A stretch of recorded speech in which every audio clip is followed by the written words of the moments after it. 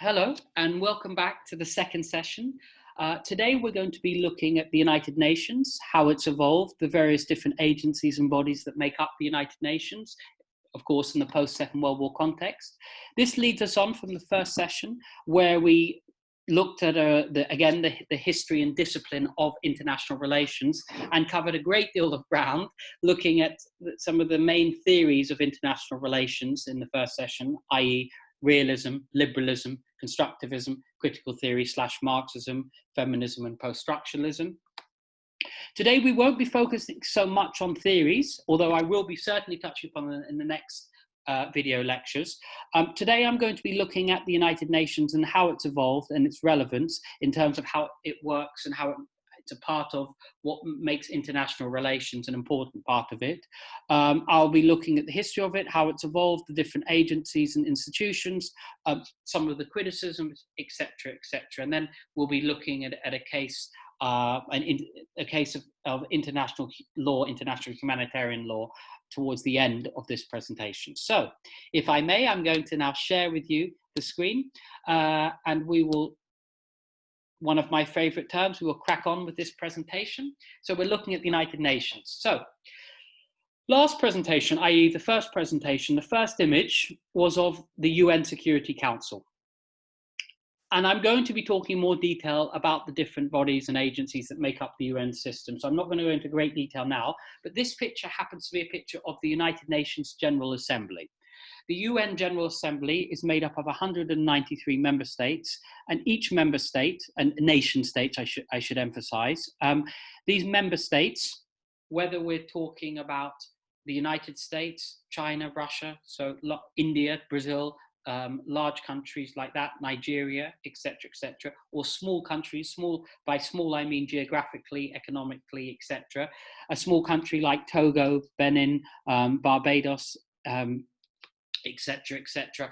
So the key point here is that each of these member states have a vote. So this gives a sense of intergovernmental opinion, not necessarily the societies, but at least intergovernmental. However, this particular body, it's not legally binding, but it does have certain other powers, i.e. the power of legitimacy, which constructivists talk about, and it also has, as a body, an important role in terms of the budget, the UN budget, and where the monies go to the various different agencies and bodies that we'll be looking at. So, the United Nations, built after the horrors of the Second World War, and again, I'm going to be talking also about this notions of sovereignty and other important issues that come up in this presentation. So, a key legal document in the post-Second World War context, or towards the end of the Second World War, is the UN Charter, a little blue book that you used to be able to get for free. Now I believe it costs several euros, pounds, what have you. But this particular charter was signed by the original 51 member states. Why 51? Well, a lot of countries in Africa, Asia, the Middle East, what have you, were not independent. So the various European powers still had control, formal or otherwise. It's really, as you know, the post-Second World War context, going into the 1950s, 60s, 70s, where a lot of countries became decolonized and became independent, and we can go into the discussions about what took place in terms of different independence of the different countries. But the focus here, I want to, and the positive and negative things that came out of it.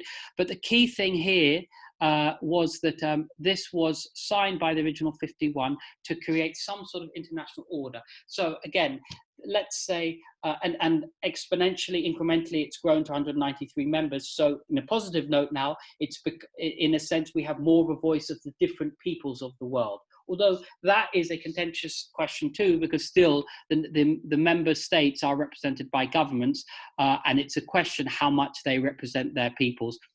But that, of course, is another question for another time. Now, what I want to look at, so we look at the UN Charter and how it instigates key aspects of international law in the post-Second World War context. And the 193 members currently, at the time 51, so founded October 24th, 1945. So the UN, as you know, I think most or all of you, it was successor to the League of Nations. The League of Nations was an interwar international organization, which, as we saw with the rise of fascism going into the 1930s, we saw quite quickly that the League of Nations had no teeth. And again, that's another interesting discussion about why the League of Nations failed, when we can go back to the Treaty of Versailles, etc. But the key point that I want to emphasize here is that important nation states, this is what realists would emphasize, but also liberals would say in terms of cooperation, important nation states like the United States, the Soviet Union, now we know Russia, but Soviet Union then, of course, China, the UK, France, etc., etc. China's case historically is a little bit more complicated, but these permanent five and others believed in the importance of an international body where there could be cooperation that takes place and wanted something that had teeth. So Winston Churchill, the United Kingdom's Prime Minister of the Second World War, he was key. That's one reason why China became one of the permanent five, because he wanted these countries to play the role of a global policeman, but within some international framework, international norms and laws and so forth. So currently 193 members, and these and a key thing here of the United Nations is maintaining, supporting, developing international peace and security. Article 1.1 of the UN Charter, this is key. So wanted to stop the scourge of two horrible wars in Europe, wanting to stop the scourge of wars, whether in Europe, Asia, Africa, Latin America, etc. Of course, we can see that this has not exactly been the case, unfortunately, in the last 70 years, but a key remit of the United Nations at the time was we want to maintain international peace and security, and we want to do it through international law, practices, etc. So promoting peaceful relations between states, promoting international cooperation, a more liberal notion, and possibly one could say a constructivist notion, depending on how constructivism is used. And again, forgive me, but I won't be going, I'm just mentioning these theories so you're getting your head around it, but in future presentations I go into more detail. So promoting cooperation for solving international problems. Whether you look at environmental issues, whether you look at terrorism, whether one looks at financial issues, whatever the question might be, economic, etc., political economy, a whole range of different issue areas. How do we, let's say, create cooperation for solving that? So the case of let's say, medicine or pandemics or health, public health, the case of the World Health Organization, an international body that actually promotes and coordinates independent, but also is funded by nation states. And how does that overcome certain problems and create some sort of liberal, forgive me, some sort of international or global context whereby different actors, state and otherwise, can cooperate together to resolve it, resolve terrible issues, whether in the case of COVID-19, a current one. As we can see, between powerful actors, particularly between the United States and China, the Trump administration and China, this question of whether there's cooperation and cooperating with the World Health Organization, with the US vowing to leave the WHO, we can see that it's not always the case that these organizations themselves are in a particularly powerful position, because there are state actors that also have an influence in terms of funding and direction. Nonetheless, these agencies are nominally speaking independent, nominally speaking. There's always a political question. And arguably these experts can, at least in the positive context, can contribute to solving international issues and international problems. And the UN encouraging human rights and freedoms. Again, not always the case that it's taken place in practice, but positive liberties, economic, social, cultural, or negative liberties, political and civil. Supposedly the UN, through its different agencies and bodies, promotes this. Of course, during the Cold War, with the Soviet Union putting more of an emphasis on positive liberties, i.e. economic, social, cultural, and the United States putting more of an emphasis on negative liberties, i.e. political and civil, there are tensions there, as an example, of these two very powerful actors. And when it came to the UN Security Council, that we'll be looking at in more detail shortly, it was paralyzed often, the UN Security Council. Why? Because this notion of collective security, all for one and one for all, that we, through the UN Security Council, come to an agreement. We can do, let's say, a civil war taking place in Central Africa, the Middle East, whatever the case might be, and we as an international community do something about it. Certainly wasn't the case during the Cold War, because often, as you may well know, during the Cold War, there was many proxy actors that the Soviet Union or the United States had in various different countries in Africa, Asia, Latin America.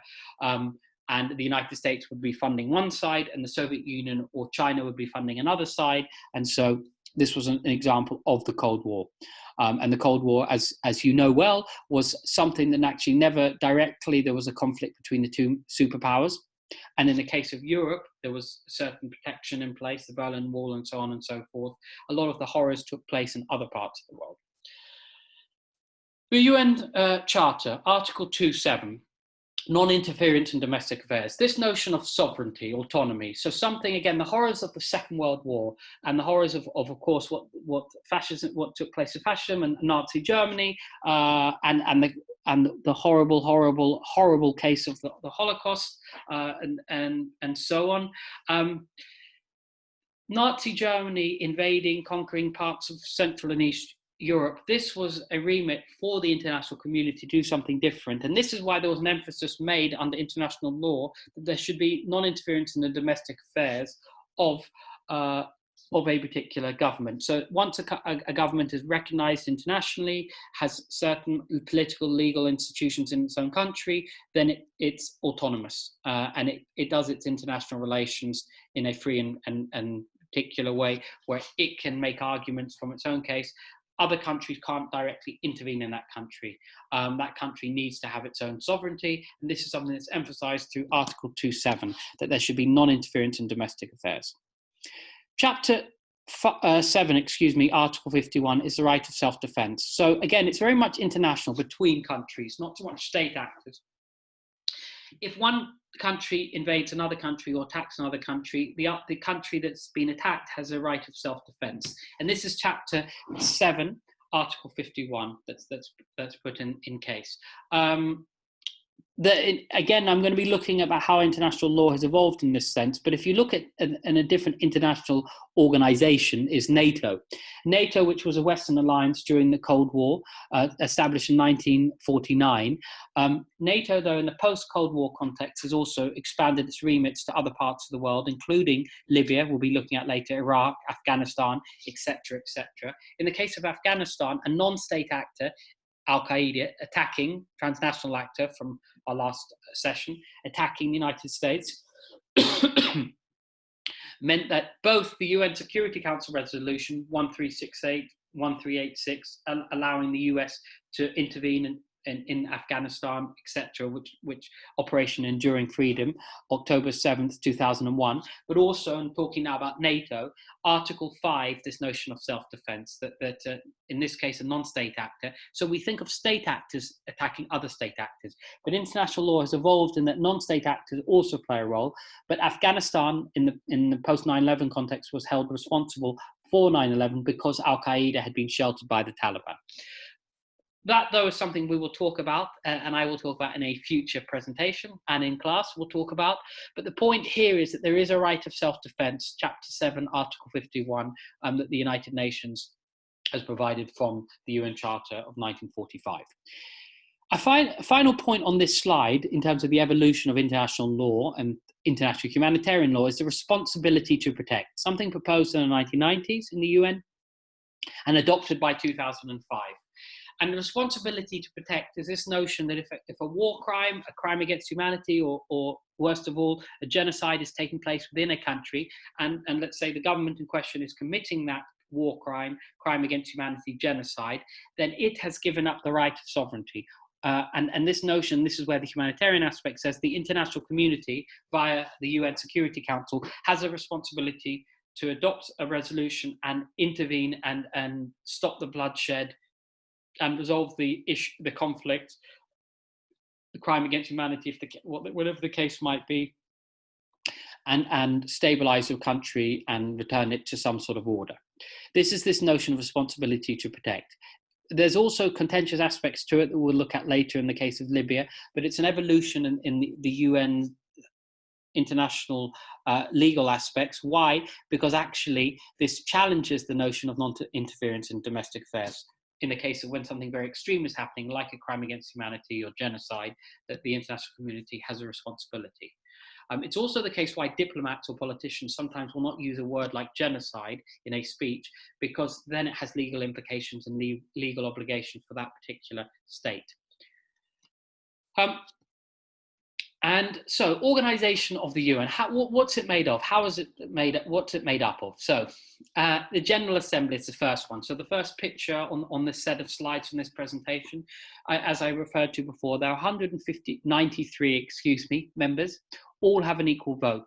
And again, representative of the whole world, the international community. So as I mentioned before, smaller countries, whether it's the case of Laos or Togo or Benin, whatever the case might be, or large countries or very large countries, Russia, India, South Africa, Nigeria, Germany, whatever the case might be, each country has the same vote. So it's supposedly, in that sense, at least more democratic, more accountability. However, these resolutions are not legally binding. So this is where something it's a bit more toothless. However, again, on the other hand, for the General Assembly, it has power over the UN budget in terms of what agency gets what and why, annually speaking, financially speaking, and it also gives a notion of legitimacy to certain issues that take place. So one example, the United States' embargo of Cuba throughout from the Cuban Revolution onwards, pretty much. Also, though, not just in the Cold War period, but the post-Cold War period, there's a vote on the embargo that the US has had on Cuba, and every year, roughly, this was the vote. 189 would vote against the embargo. So many of the countries closest to the United States would vote against their ally, their friend, and 4 would always vote. Let's say it was always 4, more or less, we would have to look this up, would vote on the side of the United States. Now, the point about that is, and 2 of them were tiny South Pacific islands, the point about it is that this is not to say that the United States then stopped its embargo of Cuba, but it did at least give some sort of socialization, some sort of pressure on the United States, shaming and so on. In this case, of course, it wasn't very effective, but nonetheless, there is this question of legitimacy that the General Assembly, at least hypothetically speaking, gives. Secretariat, so permanent members of the United Nations, led by the Secretary General, the top figure, the leader of the Secretary General, and permanent international civil servants, roughly 8,900, 9,000 employees that work under the Secretary General in terms of how the UN itself works in the civil service within the UN, and so on and so forth, and evolved in various important missions and issues connected with the Secretary General's work and what his responsibilities are. The UN Security Council, as I've mentioned before, has 15 members, and there's the permanent 5, and they are very important. And I'll say this again because it's worth repeating. The United Kingdom, the United States, Russia, China, France, these permanent 5, they have basically the post-Second World War context is the question of China. That's a historical case that we could always also look at. And of course, the Soviet Union becoming Russia in 1991. But these 5, Russia, United States, United Kingdom, France, China, these 5 basically have a right to veto. So anything that, let's say, is put forward, if a country, whether it's Russia in the case of Syria or the United States in the case of a certain Gulf Arab state, these countries can veto something if they don't like it and it goes against their self-interest. You need 9 out of 15, and providing a country like China or Russia or the United Kingdom or France or the United States abstain, so is neutral, then it means that it can be legally binding, providing you get 9 out of 15 and none of the 5 veto. The case of Libya is an interesting one that we're going to look at briefly, because Russia and China abstained. They didn't veto the UN Security Resolution that the US, UK, France had instigated. A couple of the other main organs that we need to think about, the Economic and Social Council. And this is a very, very important institution, body, and it's a central mechanism for a lot of how the UN system itself works. And as you can see here, whether economic, social, environmental, a lot of the key and specialized agencies that I've also touched upon in this presentation, it's often instigated and worked through this body, which is which is ECOSOC. So a lot of important agencies, a lot of work done, whether in the case, as I put there, economic, social, environmental. We can look at different issues, whether we talk about humanitarian, etc., etc. This is where the Economic and Social Council has an important role to play. Then and I'll be showing you a slide, and it's also in your reading, of the different institutions, bodies that make up ECOSOC. Then we have the International Court of Justice, and this is an important, going directly to international law and between states. There can also be this question between a non-state actor and state actors in international law, but not so much when we're looking at the International Court of Justice. It's between two states, and if there's a legal dispute between states, state A and state B, firstly, the ICJ can give an advisory opinion, or if it's brought forward and it's argued in court, then the ICJ actually makes a ruling, which then is legally binding. Of course, if you're a more powerful actor, more powerful state actor, you can sometimes do what you see fit regarding the ruling, but nonetheless, it is ruling, it is binding. There's a question of how much power international law has in this case, but arguably and often, even powerful actors do actually end up agreeing to whatever the decision is, but not in all cases, of course. Based in The Hague. Some other important body that I should refer to, not connected directly to the ICJ, but it's in The Hague, is the International Criminal Court. And this is prosecuting heads of states, politicians, military officials that have committed crimes against humanity or genocides. And thus far, since it was set up in the last 20 years, it's mainly been African heads of state, military figures, etc., the Balkans, and I think Cambodia and so forth. Not so much against a powerful country. So you won't see anytime soon the Chinese president or the Russian president, or dare I say, the UK or UK Prime Minister or US president in The Hague anytime soon, defending his or her actions for, let's say, if a crime against humanity or war crime has taken place. So this is a thing that it's often seen that it's more powerful states that actually are fine with the ICC, not in all cases, as we can see with the US and the Trump administration. But the ICC is something separate, but it's also part of the international law in that crimes against humanity, that there is a court in question that can rule against a crime against humanity and can prosecute certain heads of states, political and military officials. Okay, so the Secretary General of the United Nations, who leads the Secretariat that I referred to before. On the right of the screen, you can see Ban Ki-moon, who was the previous Secretary General, and before that he was a South Korean diplomat. He was the foreign minister. He was in politics, but he was Secretary General, and the current one, Antonio Guterres, forgive my Portuguese pronunciation, the current Secretary General, an important figure. I wouldn't just say a symbolic figure, because a figure that can also has the ear of world leaders, can instigate certain issues that he, and in the future she, when there's going to be a female Secretary General, that he or she can instigate key issues that he considers important, and has the ear of many world leaders. But at the same time, there's not very much that he can do if, in terms of all the UN Secretary Generals up until now, so I'm going to use the term he, there's not much that he can do in this context if a powerful country wants to get its will. And so the Secretary General has certain powers, has his own office, has his own bureaucracy, international civil servants, has the ear of world leaders, and can instigate issues that he's interested in. So you won't be able to see all of this. This is a UN system, principal organs. I've referred to this, the top of the screen. You'll see 6 names, not 5. I've referred to 5, the Security Council, General Assembly, Economic and Social Council, International Court of Justice, and Secretariat.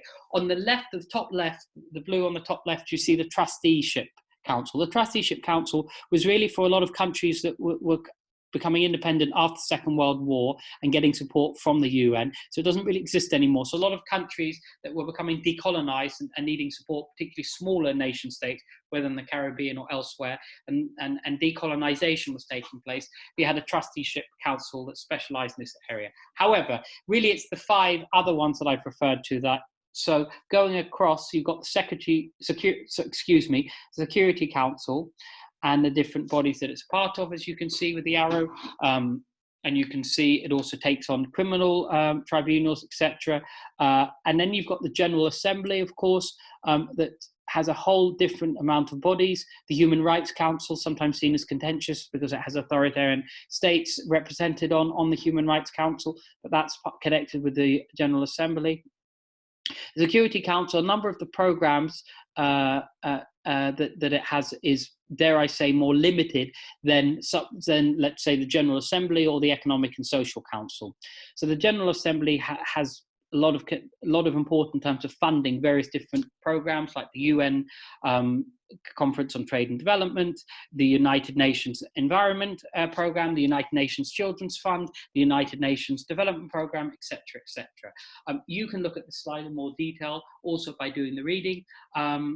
But this is important. The Economic and Social Council also has a range of different commissions, and it looks after a range of, as you can see here, regional commissions, other bodies, and has some sort of tentative relationship with the World Trade Organization, IAEA, International Atomic Energy Agency, but it's more a related organization. And something I should emphasize here, that you have organizations, international institutions like the International Monetary Fund, or the World Bank, that have their own constitution, but have connections with the UN in terms of the UN system, how it works, and so on and so forth. But are nominally speaking, in terms of how they operate, they have their own constitution and are independent, but have connections with the UN. So there is a linkage, and this linkage is something that makes it part of the UN galaxy. But again, I should emphasize that they have their own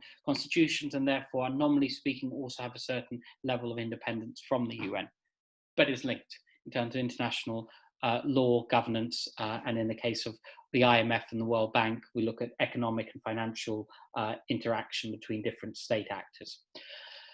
Okay, and then so the Economic and Social Council is important here as well, and to the ILO, the International Labour Organization, FAO, Food and Agricultural Organization, IMF, as I've just referred to, etc., etc. You have the World Bank Group connected with the Economic and Social Council, and finally you have you have the International Court of Justice that I've referred to, and the court in question that I referred to in The Hague, and then finally you have the Secretariat, and he has his own office.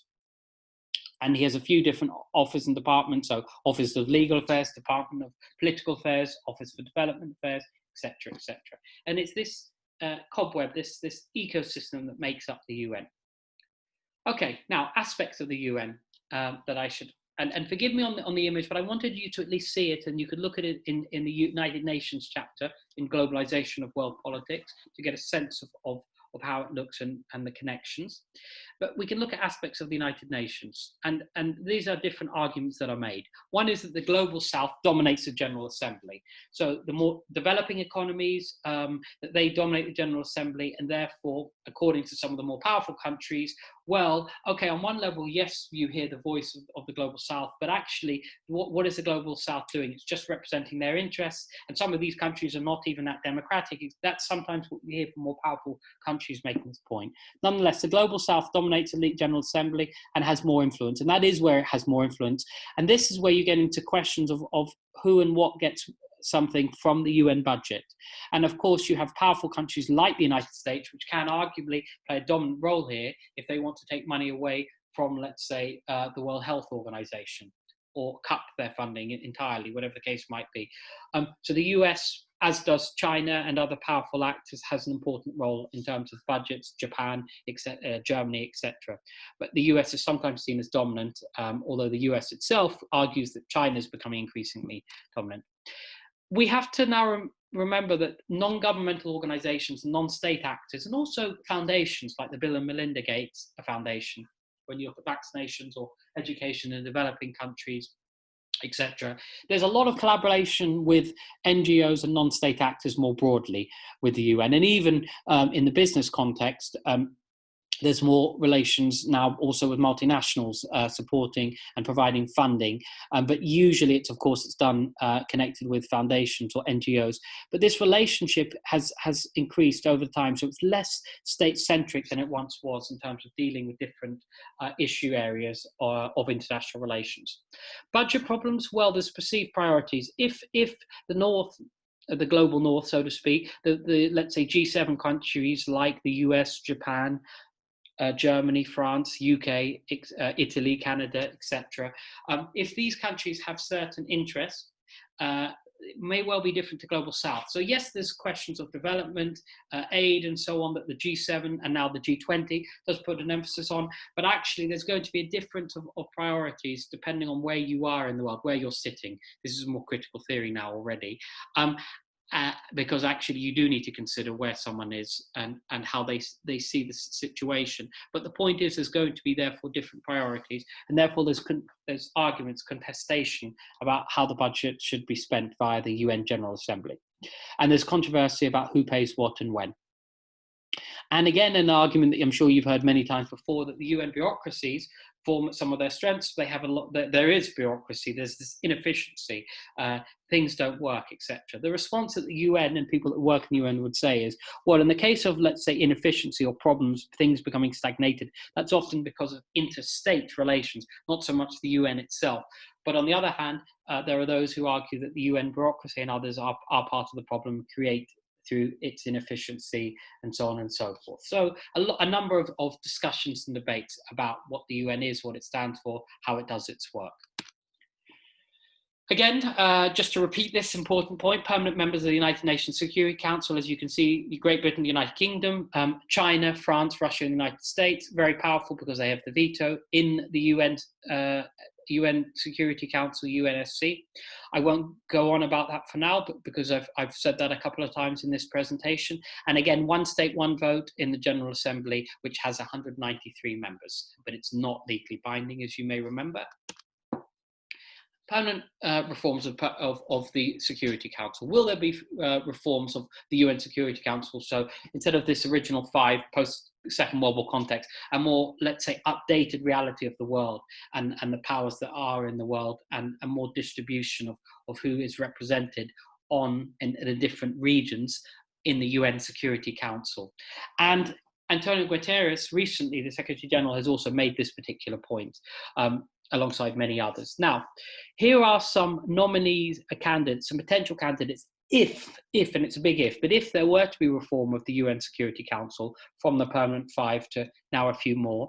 I give you a few obvious regional actors, state actors that potentially could step up and become a permanent member. And they are the following. And again, this is contentious because there are other countries that you might also consider. But in the Latin American context, Brazil is the one that, and Brazil and some of these other countries like the BRICS in their relationship, but Brazil also has relations with some of these other countries trying to create this relationship to actually eventually be part of, whether it's, let's say, permanent 10, permanent 11, whatever the case might be. So these countries are also working together on this. So Brazil is the obvious one in Latin America, pushes itself as the regional leader and has relations not only in BRICS, but also in other parts of the world, and also has relations with some of these other countries on the slide. Of course, Mexico or Argentina would argue otherwise, Chile as well, etc. But Brazil is the obvious one in Latin America. India comes next in South Asia. Of course, Pakistan and others may argue ferociously against this, but India is the obvious case for South Asia if there were to be an expansion. Then in East Asia, Northeast Asia, what have you, you have Japan. Of course, China would not be happy with that fact. South Korea would also want to be considered themselves, but Japan is, dare I say, is an obvious case. In the African context, there are sometimes the Arab world, which we can briefly touch upon later, but it's usually 2 countries that are often referred to are South Africa and Nigeria, a large, obviously important West African country. But South Africa is often seen, part of the BRICS as well, as a very important regional actor and potentially a leader of Africa more broadly. And therefore, South Africa is the obvious case here. In the European context, now, the UK and France, so you already have two in Western Europe. So having a third from Western Europe might seem imbalanced, and maybe it should be made into one of Europe. Of course, the United Kingdom with Brexit wouldn't be delighted with that particular outcome. And on a very serious point, the UK and France would not want to give up their permanent membership. But if it were to be expanded, Germany is a very, very obvious case in terms of its funding, in terms of how it funds the UN, its role, etc., etc. Of course, Italy, Poland, and other countries in Europe may not be delighted with that, with Germany getting the spot, but nonetheless, Germany is an obvious case. And the possibility of an Arab state. Historically, obviously, you might say Egypt and a range of other Arab countries. And the reason that's why I'm almost hesitating to say it, it's unlikely for a host of reasons. Not only that there's, let's say, conflict in the region, but it's also the case that the issue of Israel-Palestine, there are issues there that would need to be thought about. But nonetheless, an Arab state would be perfectly feasible. But there isn't, and this is the key point I want to make, a key obvious country that has been proposed and said this one. So if you look at the case of Syria or Saudi Arabia or Bahrain, Iraq, not straightforward, as you can hear from what I've just said, but again, not impossible. But these countries, Brazil, India, Japan, South Africa, and Germany, are the most likely if there were to be an expansion into a more representative UN Security Council. And exactly that, it would be more representative, but could it disable the UN Security Council? Because UN Security Council resolution, like with the horrible civil war that's taking place in Syria right now, you can see how countries veto and go against each other. So would this not just disable the UN Security Council even further? There is a certain response to that in that you would allow it the case, let's say, up to 1 or 2 countries to veto, and still it could be legally binding if you were to expand it to 10. So there could be 1 or 2 countries that veto, but not, let's say, more than 2 or 3. So there are ways that one could actually still not disable the UN Security Council, but this is a potential danger. An important function of the UN, well, deterring and countering aggression, and this would be again an emphasis of the UN Security Council, and peacekeeping troops. And this is again an international arrangement where peacekeeping troops from all around the world play a role, and both in the global south, contributing in a great amount, peacekeeping troops in terms of conflict zones or preventing conflict from occurring and spreading and so on and so forth. Now, 4 views of the UN that I've in a sense referred to. That the UN is a type of world government. Well, realists would be skeptical of this claim, as you know, because they don't believe in a supranational authority and that you have to protect yourself, security, and we'll be looking at realism next set of slides. But it's a world government, and there are those who are scared about that fact. Then if we go to an extreme case, you get into conspiracies. On the other hand, there are those, but a world government and this notion of, let me say something further though about it, global governance. Can these different bodies, agencies work together, collaborate, make more global governance, and therefore create a more peaceful cooperative order or not? So there are both positives but also criticisms that the UN would take away sovereignty from states, etc., etc. The UN is irrelevant, and actually it's just a tool for the more powerful states. So again, the US, China, India, Russia, etc., etc. It's just a tool for these particular states. The UN and this, so that would be a more realist perspective. The top one could be liberalism if it were done, let's say, in a cooperative, interdependent way. The second one, irrelevant, a tool for states, would be more realist. The third one, a source for norms, is more constructivist. Our belief systems, what we consider appropriate. So how it creates, let's say, so these different agencies, scientific, educational, environmental, maybe can socialize different state actors, different governments. Martha Finmore's works and Katherine Kink's works, very important, can socialize what is considered appropriate. So over time, actually, it can also be negative, of course, but it can be a positive socialization in terms of what the states deem as appropriate, what they should be doing, etc. You often see, for example, an authoritarian state signing up to some sort of treaty that actually guaranteeing minimal or basic human rights in an area. Why? Because it's a socialization aspect that's going on, but also a shaming. And so can it be a source of norms where states start to say, okay, yes, this is appropriate. It is appropriate that we deal with climate change. It is appropriate that we deal with notions of terrorism, whatever the case might be. And finally, source for international cooperation. So this would be certainly more a liberal notion that actually you can have more interdependence, more relationships, and therefore, because we're more interdependent, we're more dependent on one another, it's less likely we would want to conflict, so we can actually work closer. We share resources, we share information, and we understand each other better, whether diplomatically, culturally, whatever the case might be, and this creates a better system. And this is what the UN helps do in terms of between states and in some cases between non-state actors. These are views of the UN. One thing that I wanted to briefly touch upon is that I will refer to in a later presentation is just the development of sovereignty, and then I want to look at how this worked out on the international humanitarian law. So this is a date that I want you to remember, 1648. And this date, the Treaty of Westphalia, or Treaties of Westphalia, this is important because this was ending the 30 Years' War amongst various European rulers, and it was, okay, that they were given their own sovereignty in their own territory to determine their religion. It's really 1713 where this principle of sovereignty is solidified and enshrined, but it's 1648 in the Treaties of Westphalia, and so it's what's sometimes known as the Westphalian system in international relations scholarship, where we start to get this notion, and arguably from a post-colonial perspective, a Eurocentric notion, but of the importance of sovereignty, that the autonomy, independence of an territory, an area, and subsequently developed into nation states. So 1648, an important date, a principle of sovereignty is first articulated, at least in certain ways of the European context, and then the Treaty of Utrecht solidified this notion of sovereignty in 1713. And then, as I've referred to before, there is, of course, the Treaty of Versailles 1919, and 1945, another important date, sovereign equality of members enshrined in the UN Charter, and so post-Second World War context. Of course, we could, another date that's important is the Treaty of Paris, 1814, when we look at the ending of Napoleonic Wars, etc. And this is, and creating between 1815 and 1914 a particular balance of power within Europe, and Britain being Pax Britannica, the most powerful country, and having powers in different parts of the world, Africa, Asia, the Caribbean, etc. But again, whether these are key dates that I want you to remember. So the Treaties of Westphalia, 1648, an expansion on this notion of sovereignty, 1713, and 1945, the UN Charter and a new international legal order that was instigated then and taken forward.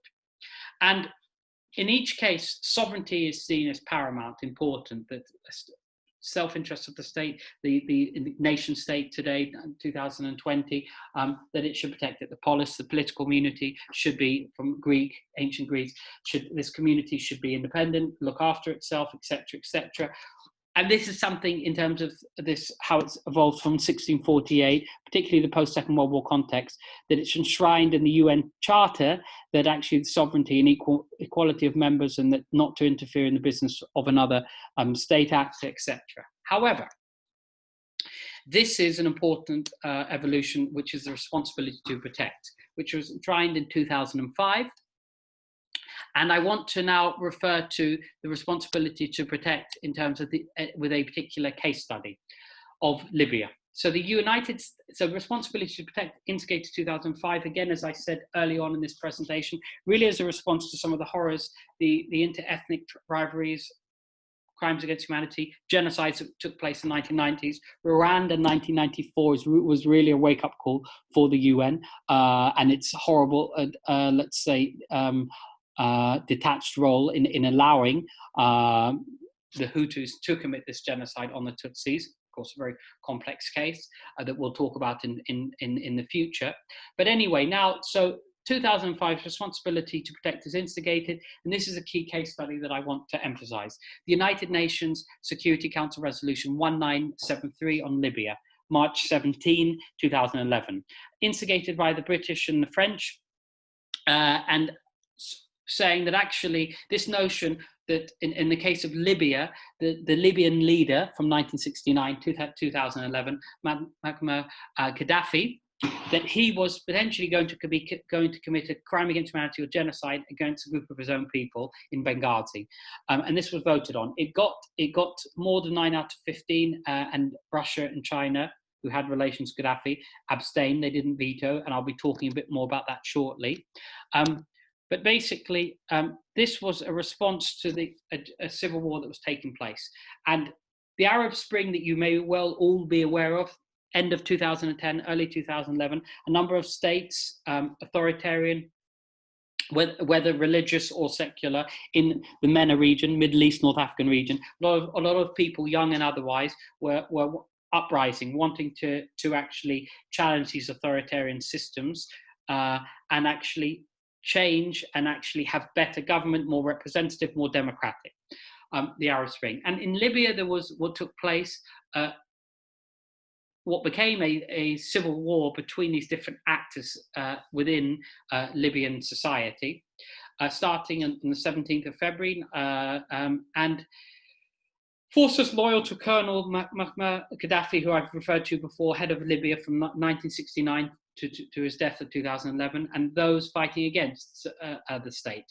And I just show you a map, and it's a brief case study, but you can see where Benghazi is. Tripoli so you can see the circle that I've put. You can see Tripoli, the capital, is on the top left of the country, Libya, and Benghazi is all the way there. The point that the UK, France, and later also the United States, Obama argued subsequently by advisors like Samantha Powers, was that Gaddafi and the radio was using terms like cockroaches to describe the people, the anti-government fighters, the actors in Benghazi. So you had various troops moving across the map, going in the direction of Benghazi. And so the French, UK, US made the argument they had to stop bloodshed, stop a crime against humanity, etc., because that's what the government was threatening in this civil war.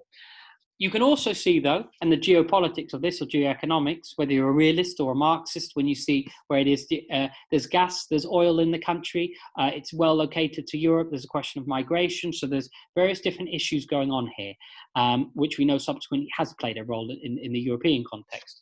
But you can see that there were interests and self-interest for these different states. Nonetheless, what the UK, France, the US were arguing was that they wanted to stop a bloodshed. However, the responsibility to protect, and this is an important thing for you to consider, it's meant to stop bloodshed, but it's not meant to say, okay, now that you stop the bloodshed, now you are going to decide on who the new government is. Hypothetically speaking, that should be for the state itself. The UN can play a role in facilitating dialogue, but it's between the different actors within the state itself. And this is where Russia, China, and critical theorists on the left and so forth criticize the US, UK, and France for going further and instigating bloodshed and the destabilization of Libya post this intervention. But going again back to these were some of the anti-Gaddafi demonstrators demonstrating against this leader, autocrat. Of course, Gaddafi is supported by some people and said as someone who is anti-imperialistic. Well, on the other hand, seen as a tyrant, overly controlling of his own people. What we're going to look at here is that there were clearly certain actors that wanted Gaddafi gone, and amongst the Arab Spring, there were those who wanted to democratize Libyan society. We know this is certainly not what has exactly taken place, but nonetheless, these were actors, so whether in Benghazi or elsewhere, that were seen as hostile to Gaddafi. And what France, the UK, and the United States argued, we need to prevent a crime against humanity or worse taking place. Going back to the map, because Benghazi, let's say on the coast there, and the government troops approaching Benghazi, that would have been a bloodshed. And so the UN UN Security Council allowed, resolution was passed for the responsibility to protect, and they had the NATO planes attacking and stopping the bloodshed from taking place. And eventually Gaddafi was caught and killed. So the key though point, and now we've led to a very much a destabilized Libya, but that's for another time. So the key point I want to emphasize about the UN Security Council Resolution 1973, it was committed to this notion of RTP, responsibility to protect. And actually, we are going to prevent this civil war from getting any worse. We want an immediate ceasefire. And that's what all parties signed up for, all of the permanent members and the UN, all of the UN Security Council, all 15 and 5. That's why there was no vetoing, because this was agreed upon. And yes, we, Russia, we, China, also accept that the international community will establish a no-fly zone, so preventing Gaddafi from being able to attack his own people through the air. But, and this is what Russia and China put an emphasis on, stopping, and critical theorists also criticize the US, UK, and France, for, and some, even a post-colonial perspective could say it was a neo-colonial intervention, in that actually these countries, the US, UK, France, actually ended up occupying the country and leading to what became a destabilized situation. Actually, the key point of what everyone did agree on originally was that it was stopping foreign occupation and to protect civilians, an immediate ceasefire, that then the different actors within Libya would decide upon their future. So this is a question I will talk to you about in class, and I'll get you to think about, is what responsibilities does the international community have? I will also have other questions connected with the UN and some of the key features that I've touched upon in terms of different agencies, different processes that have taken place, and so on and so forth. But for now, I want to thank you very much again for your attention, and I'm stopping the session, and thank you again, and I look forward to seeing you in the next session, where we'll be looking at realism slash neo-realism, which will be a very exciting session on IR, one of the 6 main theories that I'm going to be touching upon with you in terms of IR theory. So I look forward to seeing you very soon, and thank you for your attention, and take care. Bye-bye.